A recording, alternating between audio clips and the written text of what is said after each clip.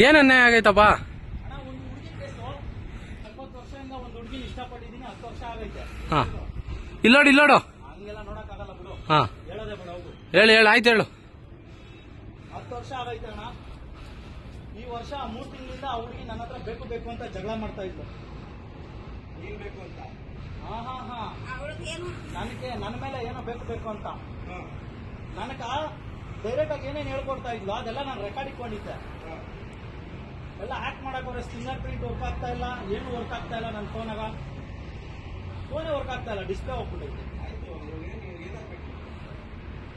ನ್ಯಾಯ ಸಿಗ್ಬೇಕು. ಯಾವ ತರ ನ್ಯಾಯ ಅಂದ್ರೆ ಸಾಹೇಬರು ಬಂದ್ಮೇಲೆ ಹೇಳ್ತೀನಿ ನಾನು. ದೊಡ್ಡ ವ್ಯಕ್ತಿಗಳು ಅವ್ರೆ, ಅವರು ಒಂದ್ಸಲಿ ಕೊಲ್ಸಾಕು ಕೂಡ ನೋಡಿದ್ರು, ಆ ಹುಡಿಯನ್ನು ಹೊರಟೋಯ್ತು. ಆ ಕೇಸು ಹಂಗೆ ಮೂಲೆಗೆ ಬಿದ್ಬಿಡ್ತು. ಏನಣ್ಣ, ನನಗೆ ಮಾತ್ರ 10 ವರ್ಷ ಶಿಕ್ಷೆ ಕೊಟ್ಬಿಟ್ರು ಆ ಹುಡುಗಿ ಕೇಸ.